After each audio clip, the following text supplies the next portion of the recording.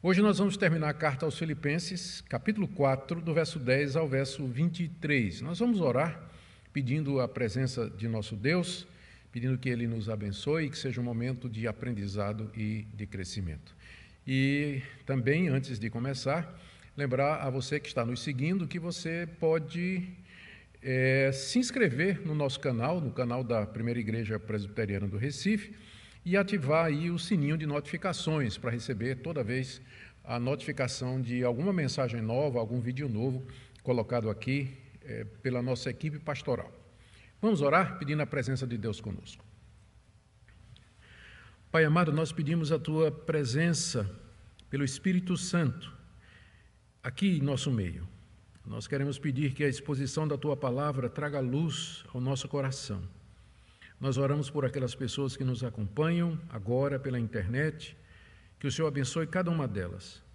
O Senhor sabe o que é que cada um precisa. Tem gente sofrendo, tem gente passando por necessidades, tem gente em dúvida, tem gente em conflitos, com o coração cheio de amargura, de medo. Nós pedimos que essa palavra seja usada por Ti para abençoar o Teu povo, chamar pecadores ao arrependimento, edificar a Tua igreja e trazer glória ao Teu nome. Peço que Tu me deis clareza de pensamento, brevidade, simplicidade, objetividade para transmitir a Tua palavra de maneira adequada e frutífera, pelo poder do Espírito Santo. É o que nós pedimos no nome do nosso Senhor e Salvador Jesus Cristo. Amém. Queridos, Filipenses capítulo 4, do verso 10 até o verso 23, mantenha a sua Bíblia aberta, porque nós iremos, como sempre, fazendo a exposição verso a verso. Façamos a leitura do texto. Palavras do apóstolo Paulo. Fiquei muito alegre no Senhor, porque agora, uma vez mais, renasceu o cuidado que vocês têm por mim. Na verdade, vocês já tinham esse cuidado antes, só que lhes faltava oportunidade. Digo isso não porque esteja necessitado, porque aprendi a viver contente em toda e qualquer situação. Sei o que é passar necessidade e sei também o que é ter em abundância. Aprendi o segredo de toda e qualquer circunstância, tanto de estar alimentado como de ter fome, tanto de ter em abundância como de passar necessidade. Tudo posso naquele que me fortalece. No entanto, vocês fizeram bem associando-se comigo nas aflições. E como vocês, filipenses, sabem muito bem, no início da pregação do Evangelho, quando parti da Macedônia, nenhuma igreja se associou comigo nessa questão de dar e receber, exceto vocês somente. Porque até quando eu estava em Tessalônica, por mais de uma vez, vocês mandaram bastante para as minhas necessidades. Não que eu esteja pedindo ajuda, pois o que realmente me interessa é o fruto que aumente o crédito na conta de vocês. Recebi tudo e tenho até de sobra. Estou suprido desde que Epafrodito me entregou o que vocês me mandaram, que é uma oferta de aroma agradável, um sacrifício que Deus aceita e que lhe agrada. E o meu Deus, segundo a sua riqueza em glória, há de suprir em Cristo Jesus tudo aquilo de que vocês precisam. A nosso Deus e Pai seja a glória para todos sempre. Amém. Saúdem cada um dos santos em Cristo Jesus. Os irmãos que estão comigo mandam saudações. Todos os santos mandam saudações, especialmente os da casa de César. A graça do Senhor Jesus Cristo esteja com o espírito de vocês. Amém. Que passagem bonita, não é? Há pelo menos 2 versículos aqui que são bem conhecidos dos evangélicos. O primeiro é: posso todas as coisas naquele que me fortalece. E o outro é: e o meu Deus, segundo sua riqueza em glória, suprirá em Cristo Jesus tudo aquilo de que temos necessidade.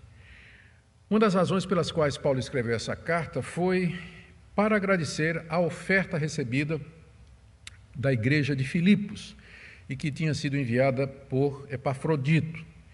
E Paulo estava preso em Roma quando recebe essa visita com a dádiva dos filipenses. E agora chegou o momento de Paulo agradecer, depois de ter passado instruções sobre vários problemas, tratado de dificuldades da igreja.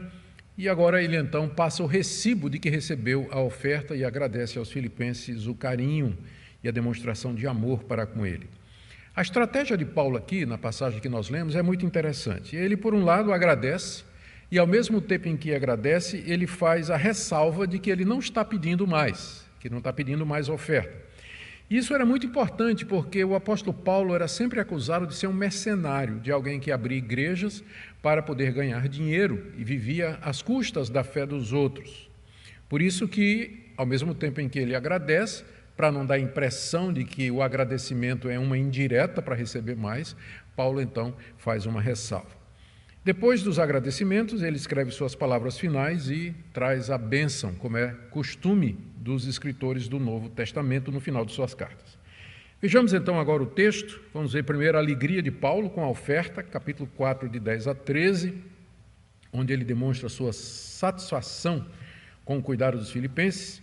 Depois o reconhecimento que ele faz da fidelidade dos filipenses, capítulo 4, de 14 a 17. Em terceiro lugar, ele passa recibo da oferta, capítulo 4, 18 a 20, e palavras finais de 21 a 23, e eu vou encerrar com algumas lições que podemos tirar dessa passagem. Então, em primeiro lugar, a demonstração que Paulo faz da alegria que ele teve quando recebeu a oferta no verso 10. Fiquei muito alegre no Senhor, porque agora, uma vez mais, renasceu o cuidado que vocês têm por mim. Paulo aqui interpreta como fruto do cuidado, do interesse, da preocupação que a igreja tinha por ele, o fato deles terem mandado uma oferta. A igreja já tinha contribuído antes para o sustento de Paulo e eles haviam demorado em contribuir de novo, mas Paulo diz que era somente por falta de oportunidade, talvez falta de recursos financeiros, falta de um mensageiro. Mas agora o cuidado dos filipenses pelo apóstolo Paulo havia renascido. Essa palavra no grego é a mesma palavra para dizer reflorescer ou florescer, que é aplicado a plantas. Então, o amor dos filipenses como que floresceu, renasceu e se manifestou através da oferta que eles mandaram para o apóstolo Paulo lá na prisão. Paulo estava muito alegre, mas essa não era uma alegria qualquer. Ele diz aqui, fiquei muito alegre no Senhor. Ou seja, Paulo sabia que no final era o Senhor que cuidava dele através da generosidade daquela igreja. E ele percebia como Deus estava trabalhando na sua vida através dos outros. E aqui a gente aprende com Paulo a ver todas as coisas sempre em referência ao Senhor. Se eu estou alegre no Senhor. Se eu estou encorajado no Senhor. Se eu estou convicto, estou firme no Senhor. A gente sempre deve ver a vida da perspectiva do nosso Senhor e Salvador Jesus Cristo. Também a gente aprende aqui a sempre dar o benefício do amor aos irmãos. Você nota aqui que Paulo diz assim, fiquei muito feliz que finalmente vocês mandaram essa oferta. Não é que vocês não queriam ter mandado antes, mas que faltava oportunidade. Você veja que Paulo ele fala de uma maneira a não ofender os irmãos. Ele não quer dar a impressão de que ele disse assim, vocês demoraram em mandar a oferta. Então ele diz, é porque vocês não tiveram oportunidade, né? Na certa vocês não tiveram recursos e faltou o mensageiro. E essa é uma lição muito importante, porque às vezes a gente julga as pessoas. A gente acha que a demora, ou a gente imagina que a falta de cuidado é por algum motivo egoísta ou obscuro, quando às vezes é simplesmente um motivo natural. Os filipenses não tinham mandado a oferta antes, primeiro porque não tinham recursos, ou segundo, não tinham mensageiro. Lembra que naquela época não tinha transferência bancária. Tinha que achar alguém que saísse lá de Filipos e fizesse a viagem longa até Roma, encontrar Paulo na prisão e ali entregar a oferta. Nem todo mundo podia fazer isso. Paulo, então, como homem de Deus, ele dá o benefício do amor aos irmãos. Ele não julga os filipenses mal por terem demorado em mandar a oferta costumeira. E aqui a gente aprende também a aguardar as oportunidades que Deus abre em nossas vidas. Talvez Paulo tivesse precisando de receber alguma coisa, mas não tinha havido oportunidade para que aquela oferta chegasse até ele. A gente aprende com Paulo a esperar o momento de Deus. Deus, no tempo certo, vai mandar o Epafrodito com a oferta para aquilo que nós precisamos. Tá bem? Então, ele manifesta a sua alegria e logo em seguida, no verso seguinte, verso 11, ele faz uma ressalva. Ele não estava realmente necessitado e nem se sentia abandonado pelos filipenses. Verso 11. Digo isso não porque esteja necessitado, porque aprendi a viver contente em toda e qualquer situação. Ele tinha mencionado aqui a faltou oportunidade, né? Mas aquilo não era uma indireta para os filipenses. A verdade é que Paulo havia aprendido a viver contente em toda situação. Contentamento aqui era uma das virtudes da filosofia estoica da época do apóstolo Paulo. Era uma filosofia muito comum. O estoico, ele era uma pessoa contente porque ele aprendia a neutralizar os sentimentos. Ele ignorava a dor, ele trincava os dentes e não sentia nada. Então ele era autossuficiente, ele era autônomo. Então essa era a definição de contentamento naquela época. Mas os cristãos, eles deram uma definição superior. Contentamento significava estar contente em Cristo, dependente de Cristo, satisfeito em Cristo, mesmo que você estivesse passando por necessidade, mesmo que você estivesse com a barriga cheia, mesmo que você estivesse carecendo de roupa, mesmo que você tivesse vestuário suficiente. Os cristãos haviam dado à palavra contentamento um novo significado. Paulo descreve aqui, nesse verso 11, na verdade, no verso 12, dois extremos. No verso 11 ele diz que ele aprendeu a viver contente em toda e qualquer situação. Aprendeu com Deus, a gente vai ver o segredo de Paulo daqui a pouco, porque eu sei que você também quer aprender isso, não é? Existe coisa melhor do que aprender a ficar contente em toda situação? Porque a gente passa por muita situação difícil na vida. Constrangimentos, decepções, necessidade financeira, problema de saúde, e a gente fica desanimado, a gente fica reclamando, fica murmurando, criticando, colocando a culpa nos outros e a culpa em Deus. É uma grande bênção quando a gente aprende o segredo de viver contente. Fica feliz com o que a gente tem, se tem muito, se tem pouco. Se você está contente, você não tem inveja, você não cobiça a mulher do seu próximo. Se você está contente com o seu marido, você não cobiça o marido da outra. Se você está contente com o seu trabalho, você não quer o trabalho do outro. Se você está contente com o seu transporte, você não quer o transporte do outro. Contentamento é uma bênção. É uma das virtudes raras do cristianismo. E Paulo nos diz aqui que ele aprendeu o segredo de viver contente em toda e qualquer situação. E ele define essas situações aqui no verso 12. Sei o que é passar necessidade, e sei também o que é ter em abundância. Aprendi o segredo de toda e qualquer circunstância, tanto de estar alimentado como de ter fome, tanto de ter abundância como de passar necessidade. Paulo sabia passar sem comida, Paulo sabia passar sem lugar para dormir, sem roupas adequadas. Ele sabia passar por tudo isso sem queixar-se, reclamar ou condenar os outros e condenar a Deus. Mas ele também sabia viver em abundância. Quando ele recebia ofertas e tinha mais do que suficiente, e aparentemente a família de Paulo não era sem recursos. Paulo não esbanjava, não desperdiçava, não se orgulhava, e ele gostava de abençoar os outros com a abundância que ele tinha. Ou seja, Paulo sabia viver contente quando tinha muito e quando tinha pouco. A gente pensa às vezes que se a gente tiver muito, a gente vai ficar contente. Mas isso não é verdade. Quanto mais a pessoa tem, mais o desejo de ter mais a ansiedade de experimentar coisas novas. É por isso que o segredo de viver contente não é só na pobreza, mas é também na fartura. Pessoas que têm em quantidade suficiente, elas também precisam aprender a ficar contentes com aquilo que elas têm. Da mesma forma, aqueles que estão passando necessidade. Paulo descreve então esses dois extremos, né? Ele tinha aprendido a passar necessidade e tinha aprendido a viver em abundância. Ele diz aqui no verso 12 que ele aprendeu o segredo.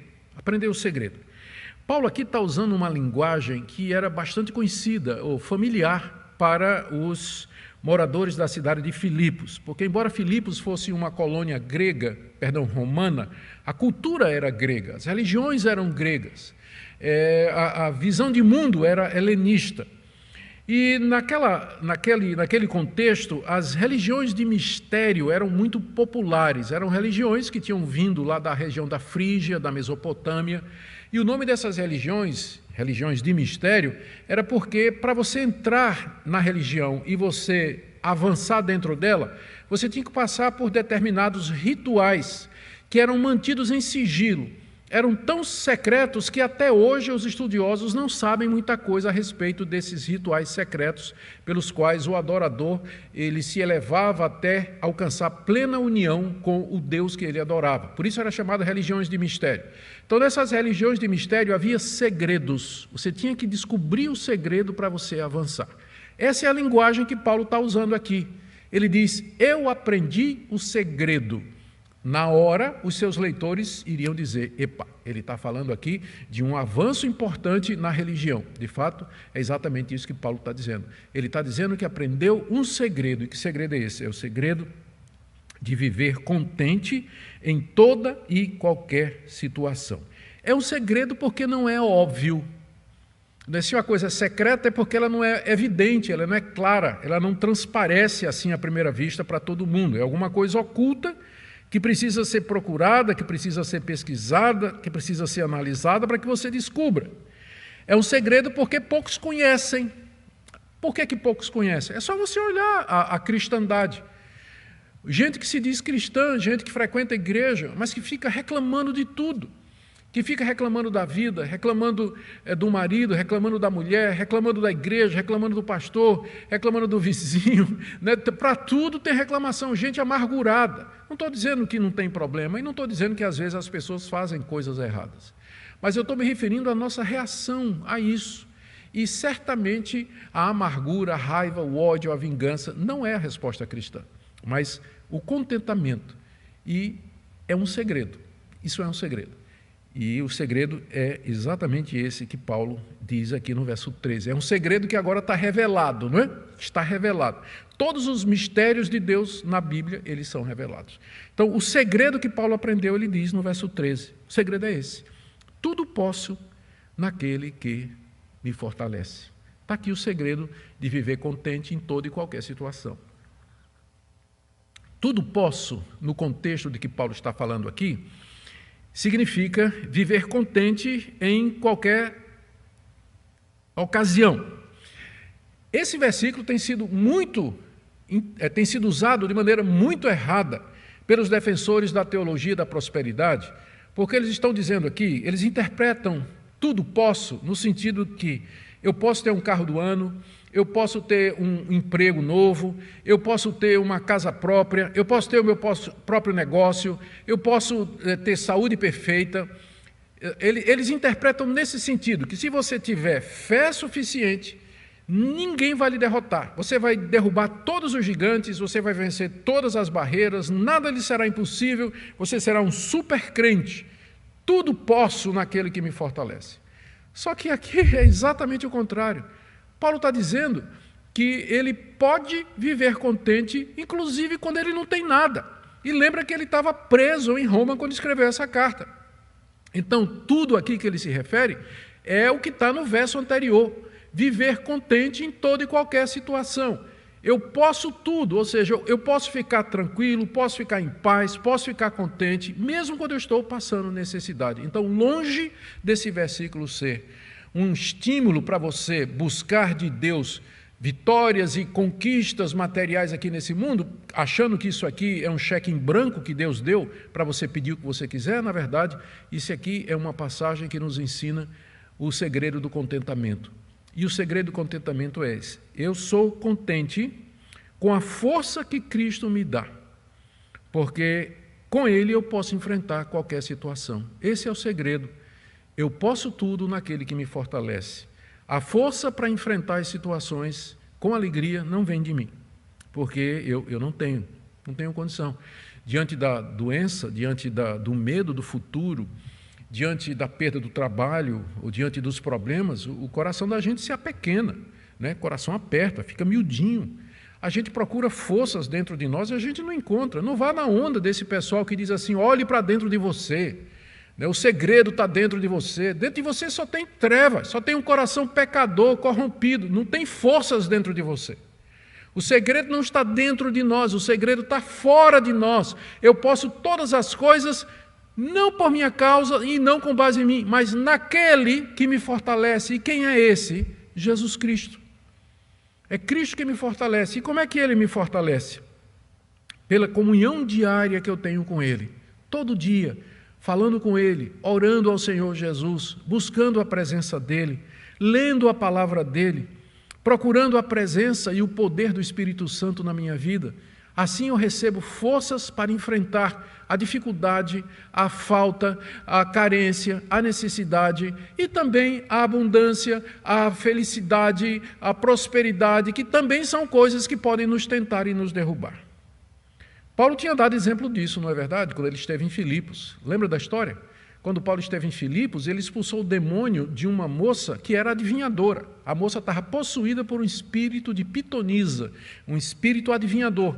Paulo expeliu o demônio daquela moça, e o resultado é que ela não podia mais adivinhar nada na vida dos outros. E o resultado é que os donos dela, porque ela era uma escrava, perderam o dinheiro, perderam a fonte de lucro.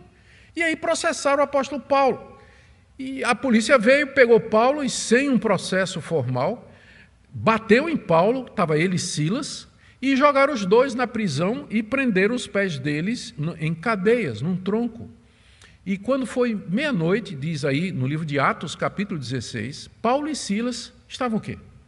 Reclamando de Deus? É isso que dá, né, Deus? Ser pregador do evangelho dá nisso. É isso que dá, libertar aquela moça. Olha o que eu ganhei com isso. Por que o senhor está me tratando assim? Talvez se você e eu, se a gente estivesse no lugar de Paulo e Silas, a gente faria a mesma coisa. Mas o que é que Atos 16 diz?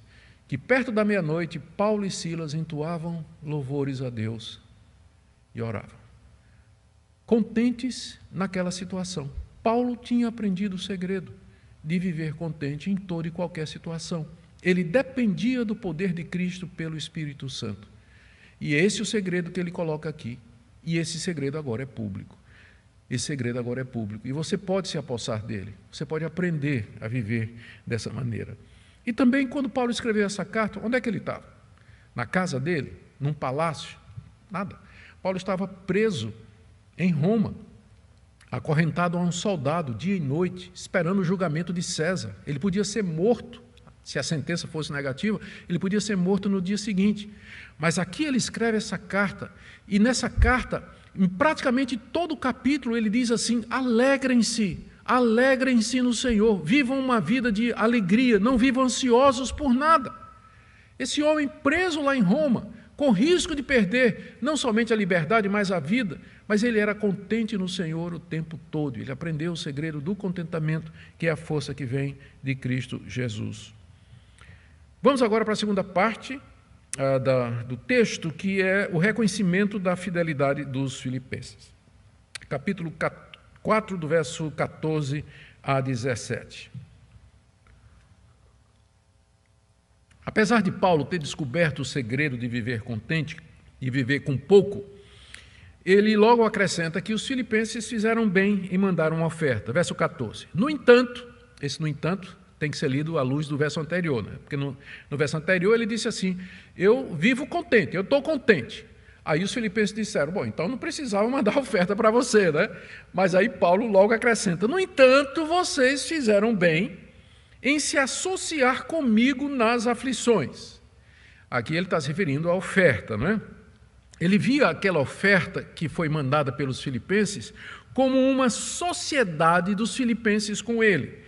E era uma sociedade interessante, né? Os filipenses entravam com sustento, com a ajuda e as orações, e Paulo entrava com os sofrimentos. Paulo entrava com as aflições de pregar o evangelho e evangelizar o mundo daquela época. E essa sociedade entre os filipenses e Paulo existia desde que Paulo esteve em Filipos. Lá em Atos 16 a gente tem um relato, e de lá saiu para pregar em outros lugares depois de fundar a igreja que estava lá. Os filipenses, veja só o que diz o verso 15, os filipenses foram a única igreja daquelas dezenas de igrejas que Paulo plantou, foi a única que se associou com Paulo em dar e receber. Veja o verso 15. E como vocês, filipenses, sabem muito bem, no início da pregação do Evangelho, ele se refere ao tempo que ele teve lá em Filipos, quando parti da Macedônia, Macedônia é o nome da província grega onde estava a cidade de Filipos, quando parti daí, nenhuma igreja se associou comigo nessa questão de dar e receber. Eles dariam recursos para Paulo e receberiam de Paulo sustento espiritual, exceto vocês somente. Já pensou? Paulo plantou, lê o livro de Atos, Paulo plantou muitas igrejas, mas só tinha uma igreja que se manteve em sociedade, entre aspas, com o apóstolo Paulo, apoiando financeiramente, em orações, o apóstolo Paulo, onde quer que Paulo passasse.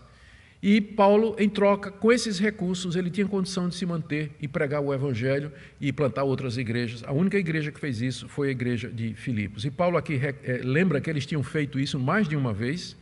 E a gente, quando estuda o livro de Atos, a gente percebe que pelo menos uma dessas vezes foi quando Paulo estava em Corinto.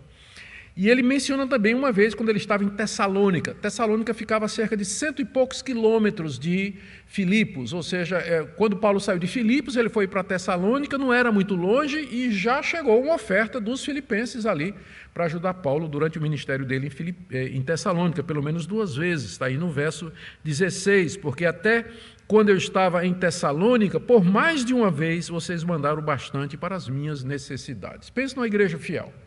Pensa numa igreja amorosa, uma igreja que entende o ministério evangelístico, o ministério pastoral, e que tinha visão, que envolvia nisso, e que se envolvia nisso. Nenhuma das igrejas por Paulo, fundadas por ele, tiveram esse cuidado. Aqui a gente aprende que sim, existem pastores que tiram o couro das igrejas, mas também tem igrejas que tiram o couro do pastor. Está muito claro aqui. Está muito claro aqui. A igreja de Filipos não tirou o couro de Paulo, pelo contrário, né? Ajudou o apóstolo Paulo. Mas as outras, nenhuma das outras, se envolveu com o apóstolo Paulo para sustentá-lo e ajudá-lo em base regular no seu ministério pastoral. Paulo faz mais uma ressalva. Lembra que eu disse no início que a estrutura aqui do texto é assim, ele agradece e aí faz uma ressalva para não dar a impressão que ele está querendo receber mais alguma coisa. Então, depois de falar da fidelidade dos filipenses, no verso 17, ele diz que ele não está com isso pedindo mais ajuda financeira. Verso 17, não é que eu esteja pedindo ajuda, pois o que realmente me interessa é o fruto que aumente o crédito na conta de vocês. Ao mencionar que eles sempre o ajudaram financeiramente, Paulo não estava dando indireta, né? Pedindo mais ajuda ainda. Ele não estava pedindo mais e nem queria receber mais oferta deles. O interesse de Paulo nessa sociedade com os filipenses sempre foi o que ele diz aqui, final do verso 17, o fruto que aumente o crédito na conta de vocês. Essa é uma maneira elegante do apóstolo Paulo dizer, simplesmente, que Deus recompense vocês pela bondade de vocês para comigo. Cada ajuda que vocês me dão, Deus coloca crédito na conta de vocês, e é isso que me interessa. Porque quanto mais vocês contribuem para mim, mais crédito Deus coloca na conta de vocês. No fundo, essa sociedade me interessa por isso. Porque você viver contente tendo pouco, você viver contente. Vocês estão dando oferta? Amém. Estou muito feliz por isso, a ajuda chegou na hora certa, mas realmente o que me importa, eu não estou pedindo mais. O que me importa é que isso aumenta o crédito de vocês diante de Deus. O interesse dele nessa sociedade sempre foi essa. Gente, que coração pastoral, não é verdade? É uma repreensão para nós, pastores, que quantas vezes a gente está de olho no salário, a gente está de olho no que é que a gente vai ganhar naquilo que fazemos, quando a gente recebe convites para pregar fora. Eu sei que isso é uma tentação para muitos pastores, né? Eu recebo muitos convites para pregar fora. E eu preciso me cuidar para não ficar olhando assim e dizer, eu vou aceitar esse porque eu sei que esse aqui vai dar uma oferta, esse aqui não vai. É uma tentação muito grande. E não é à toa que o apóstolo Paulo manifesta aqui, não é à toa que está escrito na Bíblia esse tipo de coisa, para que os pastores examinem o seu coração, qual é a sua motivação para ir para essa igreja e não aquela, aceitar esse convite e não esse, atender esse congresso e não aquele. Abençoar essa pessoa e não essa outra, dar atenção a esse e não dar atenção àquela. Por quê? E em muitos casos a resposta é o vil metal. O vil metal. E infelizmente, por isso que a Bíblia está cheia de exortações a respeito da necessidade da gente sempre procurar a glória de Deus e não a nossa recompensa.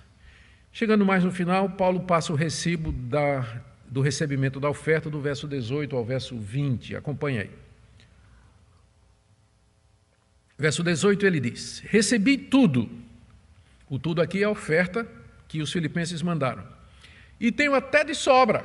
porque os filipenses não eram assim, mão de vaca, né, como a gente chama. Quando eles davam mesmo, davam com generosidade. Estou suprido, ou seja, tenho o suficiente para as minhas necessidades, desde que Epafrodito me entregou o que vocês mandaram. Isso aqui é importante, sabe por quê? Para deixar Epafrodito tranquilo, porque alguém lá da igreja de Filipos podia dizer, será que Epafrodito entregou essa oferta mesmo? Porque não seria a primeira vez que alguém recebe a missão de entregar um dinheiro a outro e no meio do caminho passa a mão no dinheiro. Então Paulo aqui, ele passa um recibo que isenta Epafrodito, que diz, Epafrodito entregou o que vocês mandaram.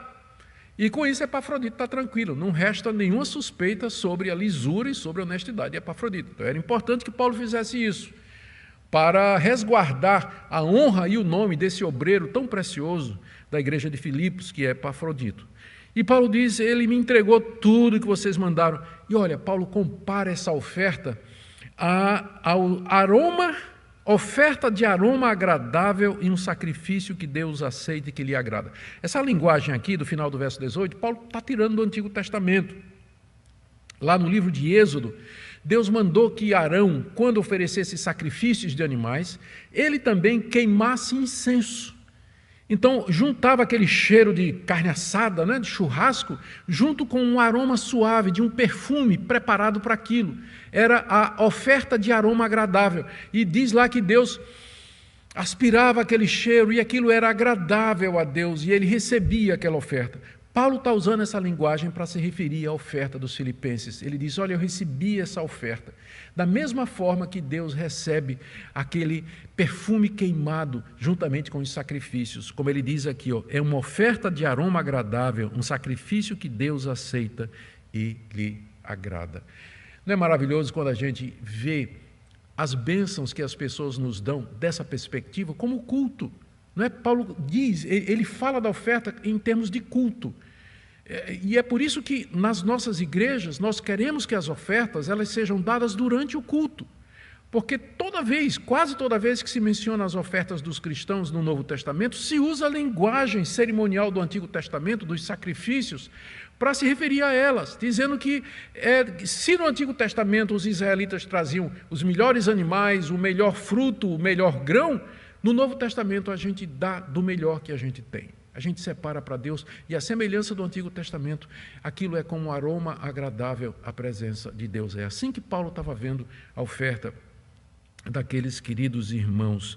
E é assim que nós devemos ver também os dízimos e ofertas do povo de Deus para o sustento dos obreiros. Em contrapartida, Paulo diz, o meu Deus vai dar a vocês muito mais. Verso 19, o meu Deus, segundo a sua riqueza em glória, há de suprir em Cristo Jesus tudo aquilo que vocês precisam. Paulo não tinha nada, mas o Deus de Paulo tinha tudo. Por isso que ele diz, o meu Deus vai suprir todas as necessidades de vocês. Vocês supriram a minha necessidade com uma oferta. Eu não tenho com que dar a você, não tenho como contribuir, retribuir para vocês, mas o meu Deus, que é dono do mundo, do universo, do todo ouro e de toda prata, ele vai suprir a necessidade de vocês. E ele vai fazer isso segundo a sua riqueza em glória, ou seja, Deus é gloriosamente rico, infinitamente rico, e ele tem todos os recursos. E ele vai fazer isso em Cristo Jesus, significa através de Cristo, por causa de Cristo. Tudo aquilo que vocês precisam, o meu Deus haverá de suprir. E os filipenses precisavam de muita coisa. Eles estavam passando por perseguições, a igreja estava dividida, havia lutas dentro da igreja. E Paulo diz, olha, o meu Deus vai suprir as necessidades de vocês. Vocês me abençoaram e o meu Deus vai abençoar vocês. Portanto, verso 20, a nosso Deus e Pai, seja a glória para todos sempre. Amém. No verso 19 ele disse, o meu Deus. Mas aqui no verso 20, nosso Deus, porque o Deus de Paulo é o mesmo dos filipenses. Agora ele está pronto para terminar a carta, né? Cartinha maravilhosa, e nós vamos terminar também. Versos 21 a 23, palavras finais do apóstolo Paulo. No verso 21, saúdem cada um dos santos em Cristo Jesus. Paulo pede que em seu nome a igreja saúde todos os irmãos. Isso aqui é importante porque, como nós já vimos na exposição da carta, a igreja estava dividida, tinha polêmicas, Evódia e Sinti que estavam brigando, havia falsos mestres judaizantes, havia os libertinos dentro da igreja. A igreja estava correndo o risco de fragmentar-se, de dividir-se. Paulo diz, saúdem cada um dos santos, ou seja, Paulo não tem partido, ele vê a igreja como um todo, saúdem todos os santos, lembrando que a palavra santo aqui, ela é utilizada simplesmente como cristão. Os cristãos se chamavam de santos no primeiro século, sem com isso dizer que eram perfeitos. Mas aqui a palavra santo no grego significa separado. Então o cristão ele era separado do mundo para Deus, por isso o nome de santo. Segundo, no verso 21, Paulo diz, os irmãos que estão comigo mandam saudações. A gente sabe que pelo menos Timóteo estava com Paulo quando ele escreveu essa carta, é só ver aí o capítulo 1, verso 1. Então, os irmãos que estão comigo mandam saudações. Aí no verso 22 ele diz, todos os santos mandam saudações. Aí já é diferente, né? Porque aqui é uma referência aos cristãos de Roma. Lembra que Paulo estava em Roma. Então, e os cristãos de Roma, de vez em quando, iam visitá-lo na prisão. Então ele diz, não somente Timóteo, que está comigo, manda saudação, mas também os crentes de Roma que mandam saudações para vocês. Aí ele diz uma frase muito interessante no final do verso 22, especialmente os da casa de César. César era o imperador. Vocês se lembram que no início da carta, lá no capítulo 1, verso 13, o apóstolo Paulo disse que a prisão dele serviu para que a guarda pretoriana ouvisse o evangelho? A guarda pretoriana era a guarda oficial do imperador, era quem cuidava da segurança do imperador. E eles também cuidavam da segurança dos presos políticos do imperador. Paulo era um preso político de César. Então, quem guardava o apóstolo Paulo era a guarda pretoriana, os da casa de César. E o que é que aconteceu? Todo dia, um pretoriano era acorrentado ao apóstolo Paulo, né? E aí Paulo chegava e já dizia, você já ouviu falar de Jesus Cristo? Evangelizando lá na prisão, a casa de César. O resultado tinha gente que se converteu. Os da casa de César saúdam vocês, quer dizer, aqueles que são da casa de César, que são servos de César, soldados de César, que se converteram aqui na prisão, eles mandam recomendações para vocês. Ou seja, nada segurava o apóstolo Paulo, não é verdade? Na prisão, ele fazia um ministério de evangelização.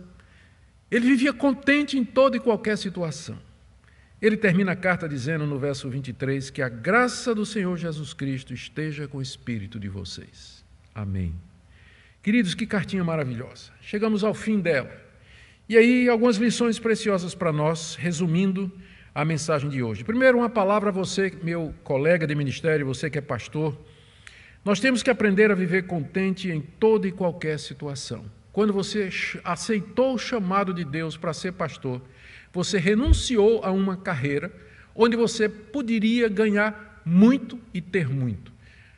Grande parte dos pastores das igrejas brasileiras, eles têm um salário abaixo do razoável, passam necessidade, eles têm que trabalhar para poder se sustentar, porque as igrejas são pequenas, não têm condição de mantê-los para fazer o trabalho pastoral. Sim, eu acredito que o trabalho pastoral ele deve ser de tempo integral. O pastor precisa de tempo para estudar a Bíblia. O pastor precisa de tempo para visitar as ovelhas, precisa de tempo para aconselhar as ovelhas, precisa de tempo para oração, ele precisa de tempo para cuidar da sua família. O que é que adianta ganhar a igreja e perder a família? Então o pastor deveria ter condições de servir de tempo integral, mas a grande maioria dos pastores no Brasil não tem condição. Então nós temos, você que se sente chamado ao pastorado, você que quer ser pastor, lembre disso, é uma vocação, não é um lugar onde ganhar dinheiro, mas é uma vocação. E a gente tem que aprender a viver contente em toda e qualquer situação. E outra coisa também, pastor, veja o cuidado com que Paulo lida com o dinheiro. Paulo passa recibo, Paulo deixa claro que ele não tem interesse em lucrar com aquilo ali, que a sociedade que ele tem com a igreja, a parte dele é espiritual, uma vez que ele não tem nada para dar. Isso é importante porque tem escândalo em cima de escândalo hoje, em cima de líderes evangélicos que desviam dinheiro, que não prestam contas, que não têm transparência no orçamento da igreja. Agora, uma palavra também para as igrejas. vocês presbíteros, diáconos, líderes, as igrejas deveriam sustentar os bons pastores com alegria, como sendo uma oferta a Deus, como parte da verdadeira religião. E não somente quando eles estão ativos e frutíferos. Sabe o que é que acontece em muitos casos? Os pastores dão a vida toda pela igreja, trabalham, labutam, evangelizam, visitam, passam anos na igreja, aí ficam doentes, ficam velhos e são encostados, não recebem mais ajuda. O futuro é um futuro difícil. Eu sei que é o futuro de muitos brasileiros também, mas esses homens serviram numa comunidade durante anos e anos e depois simplesmente são esquecidos. Devíamos ver como parte do culto que prestamos a Deus sustentar esses queridos pastores. E por último, uma palavra aos crentes individualmente. Meu querido irmão, minha querida irmã, eu creio que a lição mais importante aqui dessa passagem, é muita coisa, né? Essa passagem é muito rica, mas a lição mais importante é essa que o apóstolo Paulo disse: aprendi o segredo de viver contente. Tudo posso naquele que me fortalece. Viver contente, viver cheio de alegria, viver grato a Deus, mesmo quando circunstâncias adversas acontecem. Nós precisamos aprender o segredo, e o segredo já foi revelado. É a força que vem do Cristo ressurreto, do Cristo vivo.